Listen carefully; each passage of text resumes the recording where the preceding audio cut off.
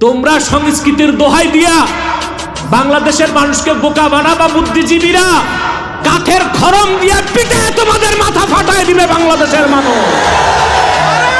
হিন্দুস্তানের দালালি বন্ধ করো, বাংলাদেশে বসে হিন্দুত্ববাদকে প্রচার করতে দেওয়া হবে না। আর এখন বাংলাদেশে চলতেছে সংস্কৃতির নামে শিরক, মঙ্গল শোভাযাত্রা। বুদ্ধিজীবীদেরকে বলছি, বৈশাখ মাসে বৈশাখী মেলা জায়েজভাবে করা বাঙালি সংস্কৃতি, দাওয়াত হবে, উৎসব হবে, সব ঠিক আছে, কিন্তু চারুকলা থেকে মঙ্গল শোভাযাত্রাকে এই দেশের মুসলমান মেনে নিবে না। এটা হিন্দুদের একটি ধর্মীয় আচরণ, ধর্মীয় অনুষঙ্গ। কুতুম পেঁচা, ইঁদুর, বাদুর, বাঘ, বন্য মহিষ সূর্যের প্রতিকৃতি। কেন?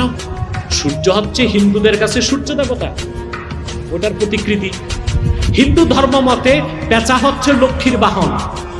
হিন্দুরা মনে করে বৈশাখ মাসে লক্ষ্মী পেঁচার উপর বসে লক্ষ্মী নিয়ে আসে। এই বিশ্বাস থেকে হিন্দুরা মঙ্গল শোভাযাত্রা বের করে।